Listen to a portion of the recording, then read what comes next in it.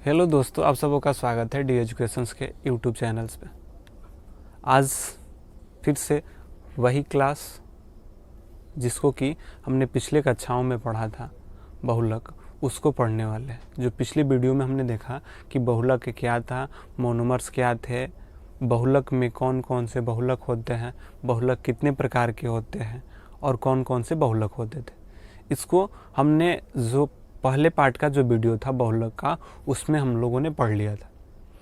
आज पढ़ने वाले हैं उसी का कुछ बचा हुआ भाग जो कि उस क्लास में नहीं कर पाए थे। आज की क्लासों में देखते हैं आज पढ़ने वाले क्या है। आज पढ़ने वाले हैं, मुख्य रूप से हम देखेंगे कि आज पढ़ने वाले हैं प्लास्टिक। प्लास्टिक क्या है और प्लास्टिक कैसे बनता है, इसके बारे में जानेंगे। प्लास्टिक के कैसे बनने की प्रक्रिया, प्लास्टिक में कौन कौन सी होती है, उसको भी देखेंगे। प्लास्टिक स्टार्ट करें कि प्लास्टिक क्या है। तो प्लास्टिक देखते हैं कि प्लास्टिक क्या है। तो प्लास्टिक कहता है कि प्लास्टिक संश्लिष्ट बहुलक है। पहला पॉइंट बना कि प्लास्टिक क्या है, तो संश्लिष्ट बहुलक है। संश्लिष्ट बहुलक कहने का अर्थ होता है कि सिंथेटिक पॉलीमर्स है। प्लास्टिक क्या है, तो एक संश्लिष्ट बहुलक है, यानी कि सिंथेटिक पॉलीमर्स। क्योंकि हमने पिछले कक्षाओं में पढ़ा था कि पॉलीमर्स में कौन कौन से पॉलीमर्स होते हैं। तो हमने जहाँ एक देखा था कि प्राकृतिक पॉलीमर्स, जिसे नेचुरल बहुलक कहते, जिसको प्राकृतिक बहुलक, जिसे नेचुरल पॉलीमर्स। दूसरा था संश्लिष्ट बहुलक, जिसे सिंथेटिक पॉलीमर्स कहते थे। और तीसरा जो था सीमित सिंथेटिक्स, मतलब कि जो प्राकृतिक और संश्लेषित दोनों को मिलाकर था। तो पूछा कि प्लास्टिक क्या है, मतलब कि कौन सा बहुलक है। प्लास्टिक में जो पढ़े कि प्लास्टिक में पॉलीमर्स तो है, ठीक है, प्लास्टिक एक पॉलीमर्स। पहला कि प्लास्टिक क्या है, एक पॉलीमर्स है, यानी कि बहुलक है।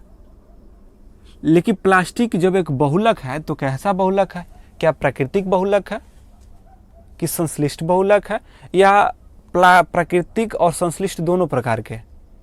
तो कहेंगे कि जो प्लास्टिक है, प्लास्टिक एक संश्लिष्ट बहुलक है, यानी कि प्राकृतिक बहुलक नहीं है। इसको केमिकल रसायन के द्वारा, यानी कि प्राकृतिक में नहीं, डायरेक्ट प्लास्टिक को प्राकृतिक तौर पे नहीं, या न तो हम जंतु से प्राप्त करते हैं और न ही पेड़ पौधों से प्राप्त करते हैं। इसको संश्लिष्ट किया गया है, इसको बनाया गया है। बनाने के जब होगा तो कैसा, जो बहुलक केमिकल तौर पे बनाया जाता है, केमिकल बॉन्डिंग करके बनाया जाता है, उस प्रकार के जो बहुलक होता है उसको संश्लिष्ट बहुलक कहते हैं। तो जो संश्लिष्ट बहुलक है, तो प्लास्टिक क्या है, एक संश्लिष्ट बहुलक है। आपसे कोई पूछे कि प्लास्टिक कैसा बहुलक है या प्लास्टिक कैसा पॉलीमर्स है, तो कहेंगे कि प्लास्टिक जो है एक संश्लिष्ट बहुलक है, यानी कि सिंथेटिक पॉलीमर्स है। और सिंथेटिक पॉलीमर्स को जान ही चुके हैं कि क्या होता है। तो जो हम खुद बनाते हैं, यानी केमिकल द्वारा, मानव के द्वारा निर्मित किया जाता है, केमिकल बॉन्डिंग करा के जो बनाया जाता है, उसको संश्लिष्ट बहुलक या सिंथेटिक पॉलीमर्स कहते हैं। तो इस बातों को समझ लिए होंगे कि क्या संश्लिष्ट बहुलक है।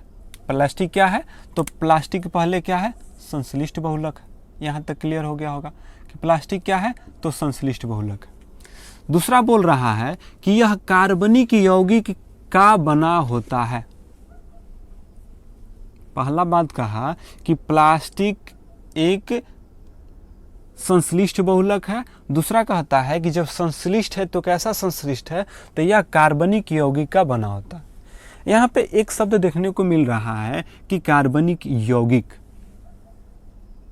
यानी कि जो केमिकल कंपाउंड होता है, जो कार्बनिक यौगिक है, इससे बना होता है। कार्बनिक यौगिक क्या है, वैसा यौगिक जिसमें कार्बन के संयोग करके या कार्बन से जोड़कर बनाया जाता है, उसे कार्बनिक यौगिक कहते हैं।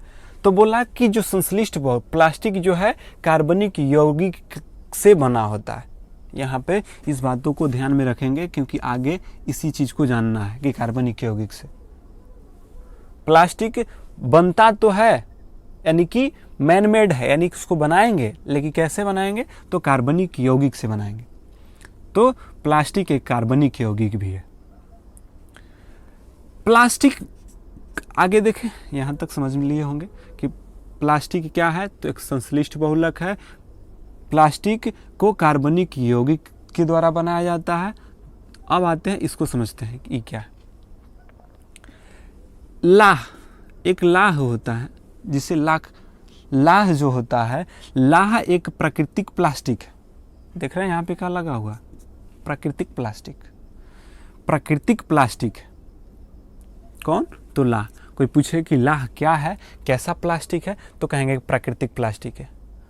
लेकिन सिर्फ प्लास्टिक बोलता है तो संश्लिष्ट करके बनाया जाता है, लेकिन लाह जो होता है वे क्या होता है, एक प्राकृतिक प्लास्टिक होता है, यानी कि प्लास्टिक की तरह ही बिहेव करता है लाह। तो लाह क्या है, एक प्राकृतिक प्लास्टिक। यहां तक समझ में आ गया होगा कि प्लास्टिक क्या है। तो प्लास्टिक एक क्या है, संश्लिष्ट बहुलक है। संश्लिष्ट क्या है, बहुलक है, यानी कि सेमी सिंथेटिक पॉलीमर्स है। और जो प्लास्टिक होता है वे कार्बन के यौगिकों से बना होता है, यानी कार्बनिक यौगिक। फिर अगला पॉइंट पढ़े कि लाह क्या था, तो लाह एक प्राकृतिक प्लास्टिक था। यहां तक हम लोगों ने समझ लिया होगा। अब आते हैं, देखते हैं कि जब प्लास्टिक होता है, कौन कौन से प्लास्टिक होते हैं। एग्जाम्पल के तौर पे देखा जाए तो थर्मोप्लास्टिक, प्लास्टिक को फिर डिवाइड कर दिया गया है, दो भागों में बांट दिया जाता है। एक होता है थर्मोप्लास्टिक और दूसरा होता है थर्मोसेटिंग प्लास्टिक्स। थर्मोप्लास्टिक और दूसरा होता है थर्मोसेटिंग प्लास्टिक। थर्मोप्लास्टिक को हिंदी में क्या बोला जाता है, तो उष्मीय प्लास्टिक। थर्मो जो प्लास्टिक होता है उसको क्या बोला जाता है, तो थर्मोप्लास्टिक, या इसी को हिंदी में देखा जाए तो कहा जाता है उष्मीय प्लास्टिक।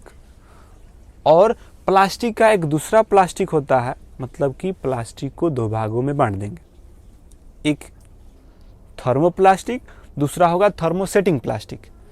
तो अभी थर्मोप्लास्टिक पढ़ेंगे, फिर कुछ देर के बाद हम लोग थर्मोसेटिंग प्लास्टिक पढ़ने वाले।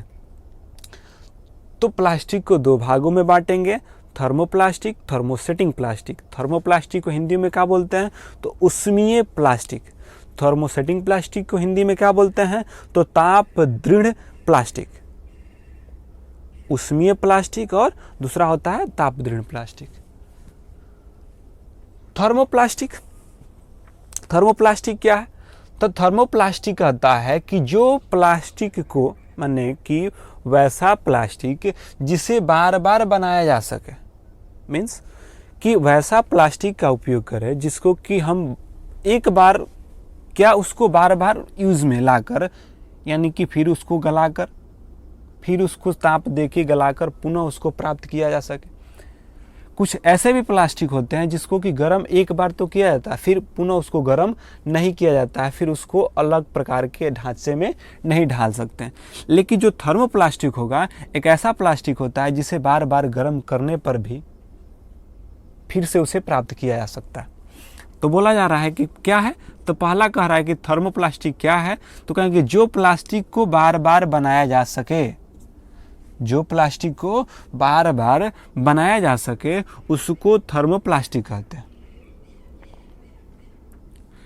फिर दूसरा पॉइंट बोल रहा है कि इसे गर्म करके कितना भी बार प्रयोग में किया जा सकता है, मतलब कि प्रयोग में लाया जा सकता है। वैसा प्लास्टिक जिसे बार बार प्रयोगों में लाया जाता है उसको पुनः चक्रण किया जा सकता है, रिसाइकलिंग किया जा सकता है। तो जो वैसे प्लास्टिक होते हैं उसको थर्मोप्लास्टिक कहते हैं। हम पॉलीथीन जो लेते हैं वे थर्मोप्लास्टिक ही है, क्योंकि उसको चाहें तो पुनः गलाकर एक नया प्लास्टिक बना सकते हैं। तो आज थर्मोप्लास्टिक को देखते हैं। अभी थर्मोप्लास्टिक में, थर्मोप्लास्टिक क्या है, तो वैसा प्लास्टिक जिसे बार बार बनाया जा सके उसे थर्मोप्लास्टिक कहते हैं। इसे गर्म करके कितना भी बार के प्रयोग में लाया जा सकता है। अब आते हैं थर्मोप्लास्टिक में। थर्मोप्लास्टिक में पहला एग्जाम्पल देखते हैं कि थर्मोप्लास्टिक के कौन कौन से प्लास्टिक होते हैं, यानी थर्मोप्लास्टिक के अंतर्गत कौन कौन से प्लास्टिक आते हैं। थर्मोप्लास्टिक के अंतर्गत पहला प्लास्टिक है जिसका नाम है पॉलीथीन। थर्मोप्लास्टिक का पहला कहेंगे कि एक होता है पॉलीथीन, पॉलीविनिल क्लोराइड, पीईटी जिसे टेरिलीन या पॉलिस्ट्रीन या पॉलिस्टायरीन भी कहते हैं, और टेफ्लॉन इत्यादि। ये सब क्या है, थर्मोप्लास्टिक होता है। तो समझते हैं कि पॉलीथीन क्या है। पॉलीथीन को देखते हैं, क्योंकि पॉलीथीन भी एक थर्मोप्लास्टिक है। तो पॉलीथीन बनता कैसे? हमको पता है कि हम बहुलक का चैप्टर पढ़ रहे हैं। जब बहुलक पढ़ते हैं तो पॉलीथीन भी एक क्या है, बहुलक ही, क्योंकि प्लास्टिक भी एक जब बहुलक है तो थर्मोप्लास्टिक में जो पॉलीथीन होगा वो भी एक बहुलक होगा, तो पॉलीथीन भी एक बहुलक होगा। हमने कल के क्लासों में देखा था कि पॉलीथीन, जब हमको पता है कि पॉलीथीन क्या है, एक बहुलक है, और पता है कि जब बहुलक होगा तो कोई ना कोई उसका मोनो एकलक भी होगा, यानी कि जब पॉलीथीन एक पॉलीमर है तो इसका मोनोमर भी होगा, या हिंदी में कहें कि पॉलीथीन जब एक बहुलक है तो इसका कोई ना कोई एकलक भी होगा। तो पॉलीथीन जो होता है यह एक बहुलक है। पॉलीथीन क्या है, एक बहुलक है, जबकि पॉलीएथिलीन, तो जो इसमें एथिलीन या पॉलीइथीन जो होता है, जो एथिलीन या एथीन जो होगा इसका क्या होगा, मोनोमर होगा। पॉलीथीन, पॉलीमर, एथिलीन या एथीन जो होगा वे क्या होंगे, मोनोमर होंगे। तो पॉलीथीन कैसे प्राप्त होता है? तो पॉलीथीन क्या होता है कि पॉलीथीन जब पॉलीएथिलीन, यानी कि जब एथिलीन के बहुलकों का, यानी कि एथिलीन के जो सरल अणुओं को जोड़ जोड़ के क्या बनाया जाता है, पॉलीथीन बनाया जाता है। यानी कि जो एथिलीन के एकलक हैं, जो बहुत सारे एथिलीन के जो एकलक हैं, एथिलीन के एकलकों से मिलाकर ही क्या बनता है, पॉलीथीन बनता है, या कह सकते हैं एथीन के। अब यहाँ से दिखाई दे रहा है कि बोल रहा है कि पॉलीथीन जो है एथिलीन या एथीन का बना होता है, मतलब कि एथिलीन मोनोमर के रूप में पॉलीथीन बनाने के लिए प्रयोग में लाया गया, और एथीन भी, जिसका सूत्र होता है C2H4। अगर कोई पूछे कि एथीन का सूत्र क्या होता है, C2H4। C2H4 मतलब कि इसमें कार्बन की संख्या दिखाई दे रहा है, और शुरुआत में ही पढ़ चुके हैं कि प्लास्टिक क्या है, तो एक कार्बनिक क्या है, यौगिक है।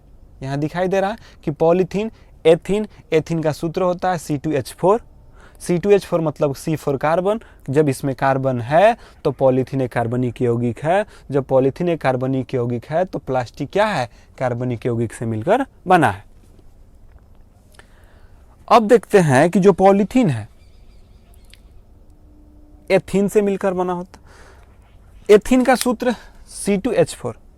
एथीन क्या, जब हम लोग हाइड्रोकार्बन का चैप्टर पढ़ेंगे, हाइड्रोकार्बन आने वाले क्लास में हाइड्रोकार्बन भी पढ़ेंगे, इनऑर्गेनिक, ऑर्गेनिक केमिस्ट्री भी पढ़ेंगे, तो उसमें एक पढ़ना होता है एल्केन, एल्कीन, एल्काइन।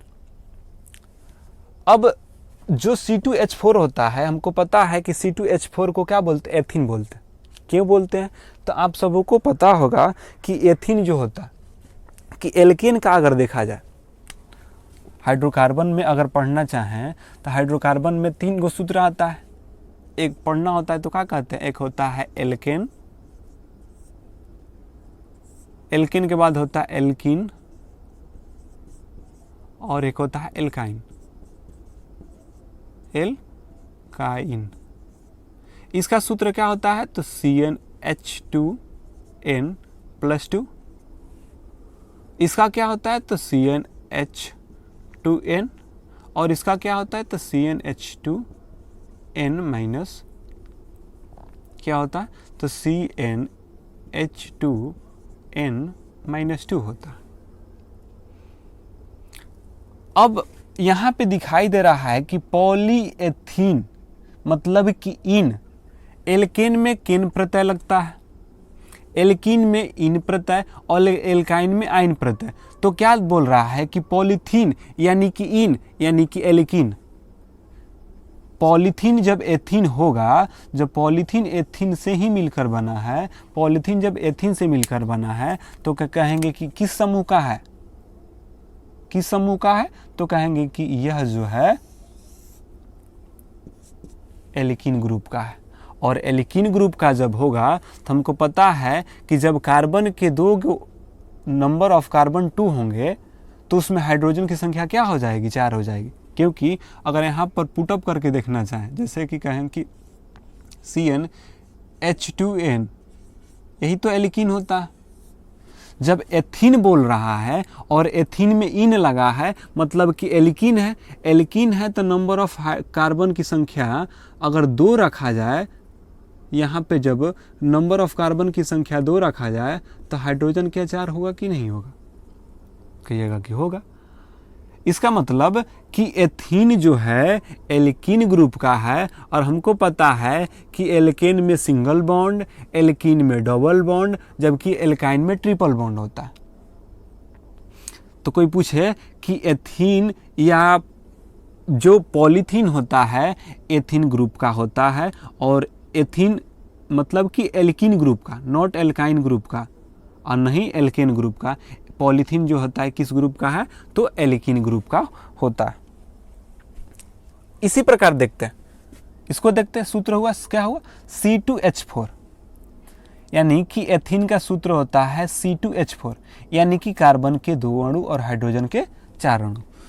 अब क्या होता है कि CH2 double bond CH2, CH2 double bond CH2। अब कहेगा कि यहाँ पर डबल बॉन्ड ही क्यों आया? क्योंकि हम इसको अगर कुछ बनाना चाहें, स्ट्रक्चर्स रूप में, इसको शेप के रूप में बनाएं C2H4 को, तो कुछ ऐसे भी दे सकते हैं। क्या कहेंगे कि कार्बन के 2 गो, तो कार्बन कहेंगे 2 गो, हाइड्रोजन देना है हमको 4 गो, और हमको पता है कि जो कार्बन होता है उसके बाह्यतम कक्षा में कितने इलेक्ट्रॉन होते हैं? 4 इलेक्ट्रॉन होते हैं बाह्यतम कक्षा में, 4 इलेक्ट्रॉन, क्योंकि कार्बन की परमाणु संख्या 6 और इलेक्ट्रॉनिक विन्यास करें तो 2 और 4 होता है। जब 4 है और इसको स्टेबल होने के लिए कितने चाहिए? 4 और चाहिए। तो यहाँ से क्या करते हैं? 2 हाइड्रोजन यहाँ पे, 2 हाइड्रोजन, एक हाइड्रोजन यहाँ पे, एक हाइड्रोजन यहाँ पे, और एक हाइड्रोजन यहाँ, और एक हाइड्रोजन यहाँ, और 2 कार्बन अपने में क्या कर लेगा? डबल बॉन्ड बना लेगा। और देखते हैं कि हाइड्रोजन भी अपना पूरा हो गया, हाइड्रोजन का भी, और कार्बन का भी क्या हुआ? 8 का 8 पूरा हो जाता। तो उसको जब हम लोग एक बार पढ़ेंगे, जब आगे का चैप्टर में पढ़ना है, बंधन जब पढ़ेंगे, जब केमिकल बॉन्डिंग पढ़ेंगे, उसमें समझेंगे। अभी तक इतना ही समझ लेते हैं कि पॉलीथीन क्या है। तो कहेंगे कि एथीन, पॉलीथीन जो होता है एथीन का बहुलक। एथीन क्या है? एथीन पॉलीथीन का मोनोमर है। हमेशा इस बात को ध्यान रखेंगे। कोई पूछे कि पॉलीथीन में किस मोनोमर का प्रयोग किया गया है? तो एथीन का। लेकिन क्वेश्चन ऐसे भी पूछता है कि पॉलीएथीन से या एथीन से पॉलीथीन बनने की घटना को ही क्या बोला जाता है? बहुलीकरण भी बोला जाता है। तो कभी कभी पूछता है कि पॉलीथीन के बहुलीकरण से, किसके बहुलीकरण से हमें पॉलीथीन की प्राप्ति होता है? किसके बहुलीकरण से हमें पॉलीथीन की प्राप्ति होगा? तो कहेंगे कि एथीन या एथिलीन के बहुलीकरण से, क्योंकि बहुलीकरण या पॉलीमराइजेशन एक प्रक्रिया ही तो है। एकलक से बहुलक बनने की प्रक्रिया को बहुलीकरण कहते हैं, या मोनोमर से पॉलीमर बनने की क्रिया को पॉलीमराइजेशन कहते हैं। तो कोई पूछे कि एथीन से पॉलीथीन बनने की घटना को ही क्या, कोई पूछे कि पॉलीथीन का बहुलीकरण क्या है? तो कहेंगे कि एथिलीन है। किसका? पॉलीथीन किसका बहुलीकरण है? तो कहेंगे कि एथिलीन का। क्वेश्चन ऐसा ही आता है कि पॉलीथीन किसका बहुलीकरण है? तो कहेंगे कि एथिलीन का। या पूछे कि पॉलीथीन जो है, पॉलीथीन का एकलक या मोनोमर क्या है? तब पर भी कहेंगे कि एथीन या एथिलीन होता। यहाँ तक बातों को समझ गए होंगे। अब आते हैं आगे कि आगे क्या पढ़ने वाले। आगे देखते हैं। आगे कह रहा है कि अगला एग्जाम्पल है पॉलीन विनिल क्लोराइड। अगर इसका एग्जाम्पल लेना चाहें पॉलीथीन का, कि पॉलीथीन का उपयोग कहाँ होता है, तो पाइप बनाने में, कुर्सी, मेज, थैला और बोतल, खिलौना इत्यादि बनाने में क्या किया जाता है? पॉलीथीन का ही प्रयोग किया जाता है। अब आते हैं पॉलीविनिल क्लोराइड का, यानी कि पॉलीन विनिल क्लोराइड, जिसे शॉर्ट में पीवीसी भी कहा जाता है, पॉलीन विनिल क्लोराइड। एक बातों को ध्यान में रखना होगा कि यहाँ पे लिखा हुआ है 2 शब्दों से, poly vinyl chloride, poly vinyl chloride, polyvinyl, poly मतलब पॉलीमर, तो यानी कहने का मतलब कि जो पॉलिन विनिल क्लोराइड बोल रहा है तो ये तो पॉलीमर्स को दर्शा रहा है। यानी कि जो पॉलीविनिल क्लोराइड बना है तो पूछेगा कि जो पॉलीविनिल क्लोराइड जो बहुलक है किसी का मोनोमर से बना है, मतलब कि कौन से एकलक से पॉलीविनिल क्लोराइड बना हुआ है, तो कहेंगे कि यह विनिल क्लोराइड, इसमें एकलक या मोनोमर के रूप में प्रयोग किया गया है। पीवीसी में यानी कि पॉलीविनिल क्लोराइड में किस एकलक का प्रयोग किया गया है या मोनोमर का, तो कहेंगे कि विनिल क्लोराइड का। बात क्लियर हो गया होगा, फिर से समझते हैं। कोई पूछे कि पॉलीविनिल क्लोराइड जो है, पॉलीविनिल क्लोराइड जो है किसके एकलक से मिलकर बना है, एकलक से मिलकर बना है, तो कहेंगे कि विनिल क्लोराइड्स, क्योंकि इसका नाम ही रखा हुआ है पॉलीविनाइल क्लोराइड। पॉली मतलब पॉलीमर, विनाइल क्लोराइड मतलब कि विनाइल क्लोराइड के जो एकलक होंगे उसको मिला देने से ही हमें पॉलीविनिल क्लोराइड की क्या होती है, प्राप्ति होती है। विनिल क्लोराइड में एकलक के रूप में या मोनोमर के रूप में प्रयोग करते हैं। विनिल क्लोराइड का सूत्र देखें तो कहेंगे कि C2H3Cl, C2H3Cl। यहाँ पर भी कार्बन दिखाई दे रहा है क्योंकि बोला ही है कि का प्लास्टिक एक कार्बनिक यौगिक है, तो यहाँ पर भी तो कार्बन दिखाई दे रहा है, तो कहेंगे कि पॉलीविनिल क्लोराइड, विनिल क्लोराइड एकलक के रूप में प्रयोग किया गया, इसका सूत्र होता है C2H3Cl। अब भी काम क्या करता है कि जो एथीन होता है, एथीन में देखते हैं कि CH2 डबल बॉन्ड CH2। अब क्या होता है कि विनिल क्लोराइड बनाने में CH2 डबल बॉन्ड CH2 को क्या करता है कि एक H को हटाकर क्या हुआ, CH2 यहाँ पे दिखाई दे रहा होगा, यहाँ पे क्या था CH2 कौन सा, एथीन वाला, जो एथिलीन या एथीन वाला, CH2 डबल बॉन्ड CH2 जो एथीन, ऐसा ही तो एथीन या एथिलीन में ऐसा ही प्रयोग किया गया था, CH2 डबल बॉन्ड CH2। अब क्या किया गया है कि ये क्या करता है कि एक हाइड्रोजन को हटाकर उसके जगह पर एक क्लोरीन को आ जाता है। एक हाइड्रोजन का हटना और एक क्लोरीन का उसमें जुड़ जाने के कारण क्या बन जाता है, तो विनिल क्लोराइड बन जाता है। यानी कहेंगे कि जो एथीन या जो एथिलीन होता है उसमें से जब एक जो हाइड्रोजन्स है निकल जाता है और उसके जगह पर एक क्लोरीन वहाँ पे क्या हो जाता है, आ जाता है, यानी कि एक क्लोरीन उसमें जुड़ जाता है। जब एक क्लोरीन जुड़ जाने से ही हमें क्या प्राप्ति होती है, तो पॉलीविनिल क्लोराइड की प्राप्ति होती है। फिर से एक बार समझते हैं कि पॉलीविनिल क्लोराइड क्या है। पॉलीविनिल क्लोराइड, तो पॉलीविनिल क्लोराइड एक बहुलक है, प्लास्टिक का ही जो होता है, तो पॉलीविनिल क्लोराइड का मोनोमर या एकलक क्या है, तो कहेंगे कि विनिल क्लोराइड।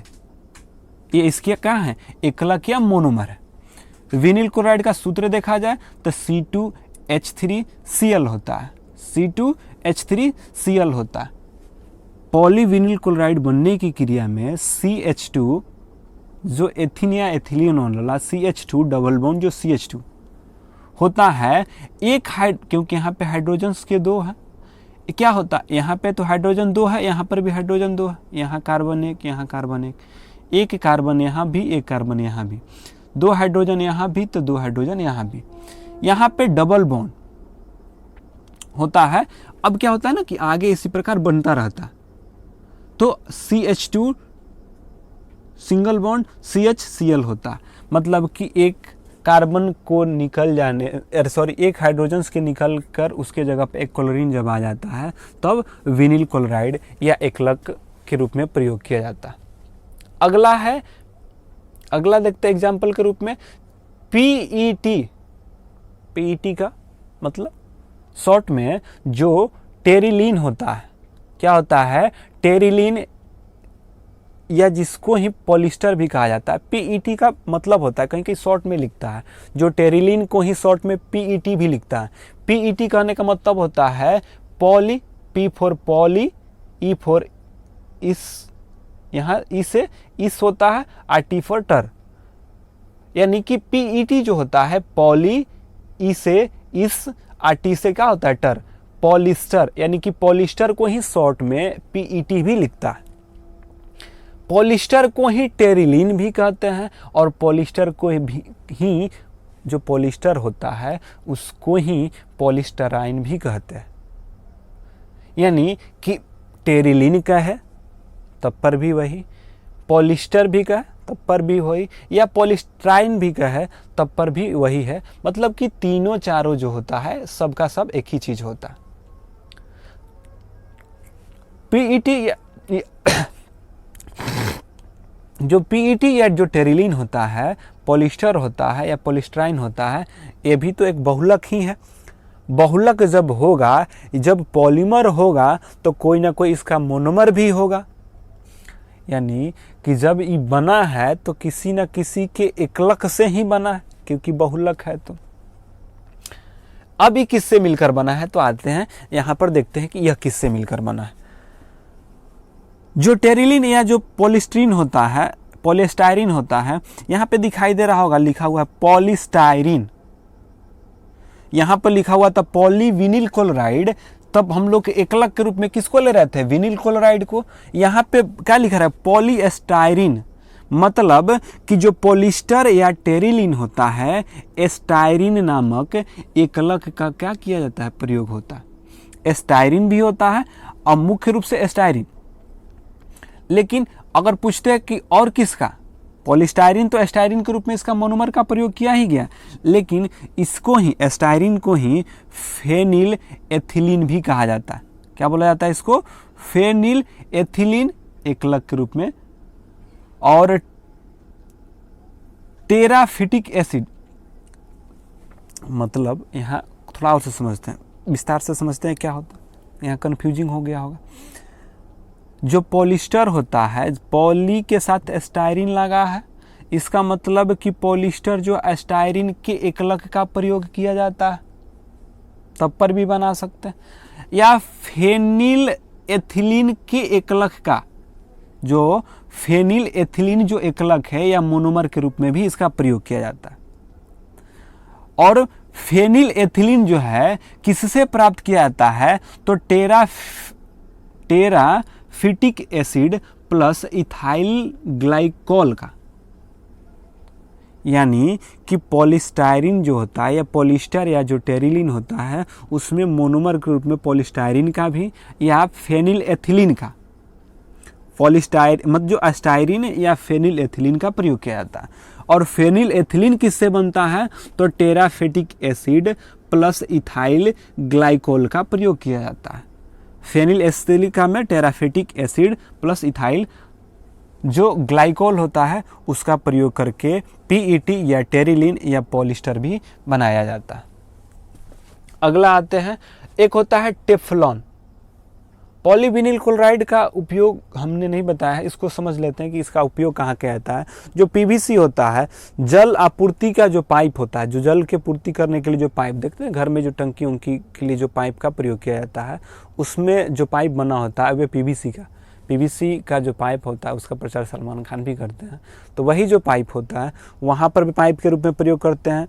बैग बनाने के रूप में, बैग जो बनता है उसमें प्रयोग करते हैं, इत्यादि इत्यादि में इसका पॉलीविनिल क्लोराइड का प्रयोग किया जाता है। टेरिलीन या जो पॉलिस्टायरीन है, इसका अगर पूछे कि इसका उपयोग कहाँ किया जाता है, तो पॉलिस्टायरीन का प्रयोग जो होता है मुख्य रूप से खाना रखने वाले कंटेनर बनाने में, उसके साथ साथ प्लेट, सीडी इत्यादि बनाने में सबका प्रयोग किया जाता है। अब आते हैं टेफ्लॉन।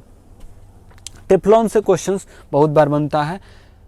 टेफ्लॉन को ही शॉर्ट में पीटीएफई कहा जाता है। जैसे कि टेरिलीन को पीईटी कहा जाता था, उसी प्रकार टेफ्लॉन को भी शॉर्ट में पीटीएफई कहिएगा। कि पीटीएफई क्या है, तो पीटी मतलब होता है पॉलीमर टेट्राफ्लोरोएथीन।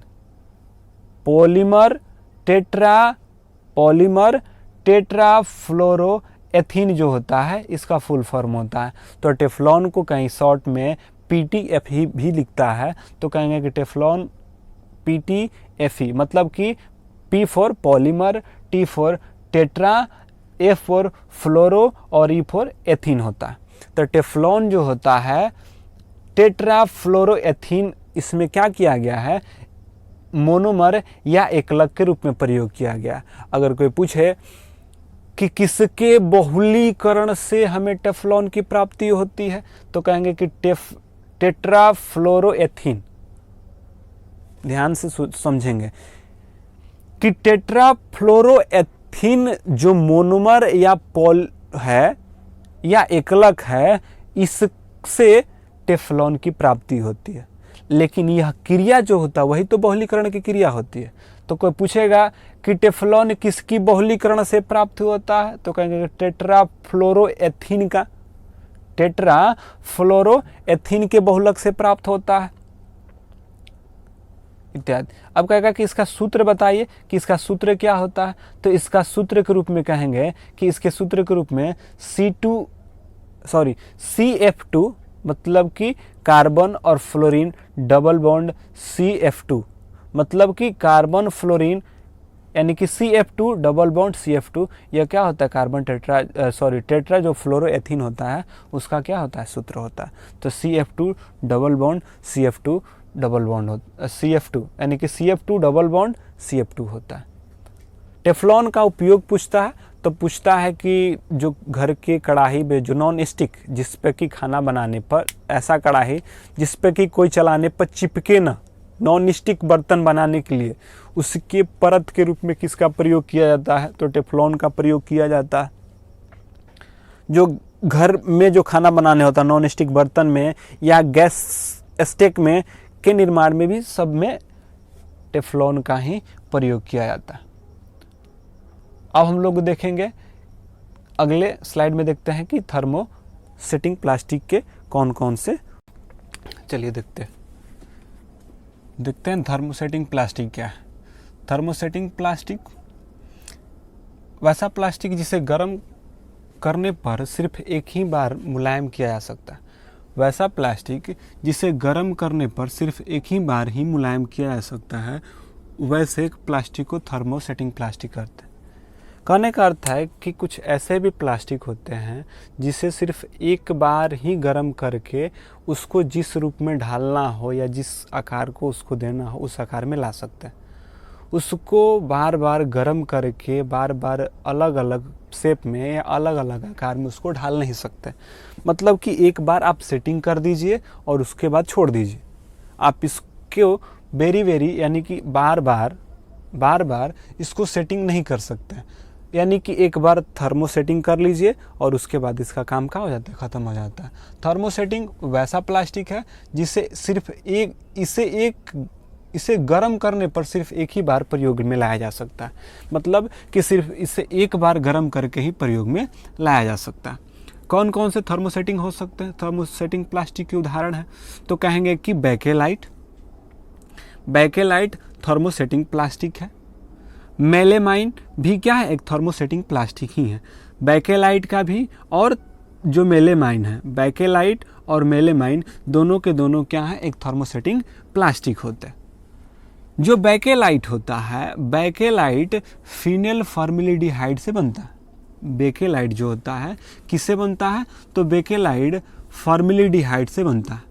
यह अब पूछेगा कि जो बैकेलाइट है इसमें मोनोमर या एकलक के रूप में फिनेल फॉर्मेल्डिहाइड का प्रयोग करके बैकेलाइट को बनाया जाता है।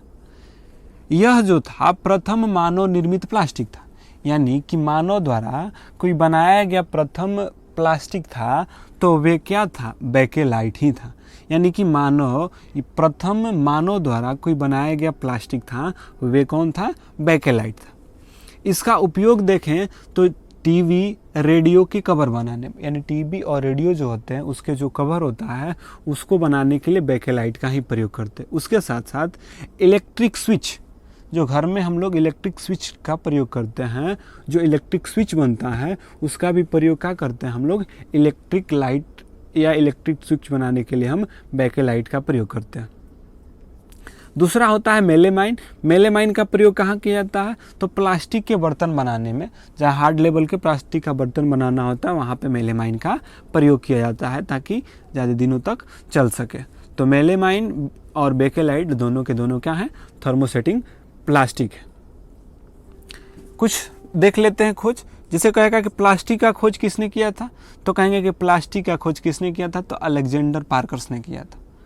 प्लास्टिक की खोज किसने कहा? पूछे कि प्लास्टिक का खोज किसने किया? तो अलेक्जेंडर पार्कस।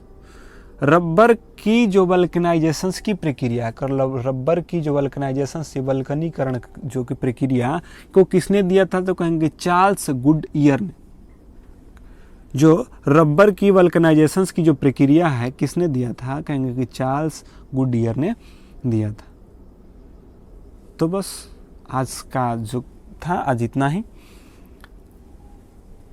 तो आज हमने बहुलक का जो पॉलीमर्स था उसमें प्लास्टिक को पढ़ लिए, और कल के क्लास में हम लोग रेसा और एक पॉलीमर्स में और बचता है रेसा, फाइबर जिसे कहते हैं, फाइबर्स को पढ़ेंगे कि रेसा या फाइबर क्या है, उसके कौन कौन से एग्जाम्पल होते हैं, माने फाइबर्स में कौन कौन से फाइबर होते हैं, फाइबर में कौन कौन से एकलक का प्रयोग किया गया, उसको कल जानेंगे।